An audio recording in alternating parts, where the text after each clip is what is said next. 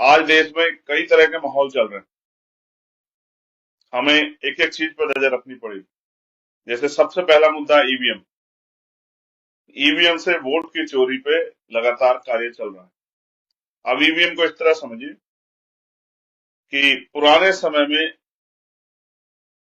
हमने जो कहानियां पढ़ी, राजा की जान एक तोते में होती।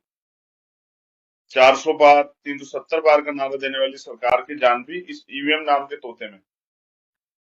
और इस तोते को अगर हमने इसका इलाज हमने कर दिया तोते का, तो राजा खुद ब खुद कमजोर हो जाएगा। इस तोते को कमजोर करने के लिए ये जिम्मेदारी हमें अपने कंधों पे उठानी पड़ेगी अगर हम लोकतंत्र में को बचाना चाहते हैं, हम अगर संविधान को बचाना चाहते हैं। क्योंकि जिस तरह से भारतीय जनता पार्टी की सरकार संविधान का खिलवाड़ कर रही है, ये सब आपके सामने है। और ये खिलवाड़ वो सत्ता की ताकत में बैठ के कर रही है। अगर वो सत्ता में नहीं होती तो शायद ऐसा खिलवाड़ नहीं कर पाती। बाबा साहब अम्बेडकर भी कह गए, political power is the master की। राजनीतिक सत्ता वो चाबी है जो आपकी सारी परेशानियों को हल कर सकती है।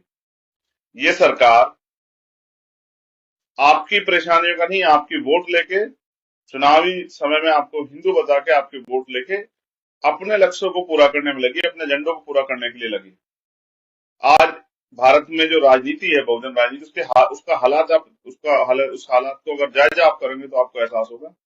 पहले स्कॉलरशिप आती थी, हायर एजुकेशन की स्कॉलरशिप आती थी, प्राइमरी स्कूल की स्कॉलरशिप आती थी। अब तो प्राइमरी स्कूल हमारे पढ़ने के रास्ते बंद किए जा रहे हैं। प्राइमरी स्कूल बंद करके सरकार ने जियो कर दिया कि 40 से बच्चे जहां कम है उनको बंद कर दो स्कूलों को। और हो सकता है अगली बार जियो, जैसा कि मुझे जानकारी आ जाएगी, जहां 150 से बच्चे कम है उनको बंद कर दो। बेसिक सरकार हमें शिक्षा से दूर करना चाहती है। तो हमारे महापुरुषों ने हमें बताया कि शिक्षा एक हथियार।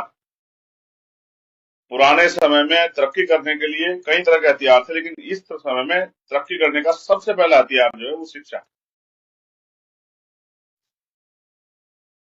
मैंने जैसे कहा कि सब चीजों पर नजर रखनी है, तो ईवीएम एक बहुत इंपॉर्टेंट फैक्टर है। ईवीएम पे हमें नजर रखनी बहुत जरूरी। और इसके लिए समय समय पे आंदोलन और आंदोलन में प्रतिभाग और सरकार को चेताना और आंदोलन की ताकत से हम किसानों की तरह, क्योंकि कमजोर वर्ग के लोग और उनकी आर्थिक स्थिति बहुत ज्यादा अच्छी नहीं, हम किसानों से तरह 13 महीने आंदोलन में एक साथ नहीं बैठ सकते हैं। लेकिन हम भी ये समझने, किसानों से हमें सीख लेनी चाहिए कि किस तरह जब स्थिति हो जाती है करो मरो की, किसान एमएसपी गारंटी के लिए 13 महीने आंदोलन कर सकते हैं। देश का बहुजन समाज, जिनमें किसान भी आते हैं, जिसमें मजदूर भी आते हैं, वो भी इस ईवीएम से मुक्ति के लिए बहुत सारे प्रयास कर सकते हैं। और जैसा मैंने कहा कि पहले और अब में क्या फर्क, पहले पिछड़े वर्ग के बच्चों के लिए भी स्कॉलरशिप की व्यवस्था होती थी, हॉस्टल बनते थे, बजट में अलग से प्रावधान आता शेड्यूल कास्ट शेड्यूल ट्राइब के लिए। अब कहीं नहीं। अब जो पैसा आता भी उसको कहाँ लगा देता है कोई पूछने वाला नहीं है, क्योंकि हमारी लीडरशिप ने समझौते कर लिए, हमारी लीडरशिप ने बोलना बंद कर दिया। अब ये जिम्मेदारी हम उनके भरोसे ना छोड़। और देश भर में मैं धन्यवाद करूंगा भीम आर्मी आजाद समाज पार्टी के साथियों का, जो सही सभी जगह पर पूरे देश में जहां जहां वो हैं, हर कदम पे इस लड़ाई को लड़ रहे हैं। आज वो मैं दिल से धन्यवाद दूंगा उन साथियों का जो पूरे देश में इस लड़ाई को लड़ रहे हैं। अभी अभी सुप्रीम कोर्ट का एक ऑर्डर आया जो इलेक्ट्रल बॉन्ड पे,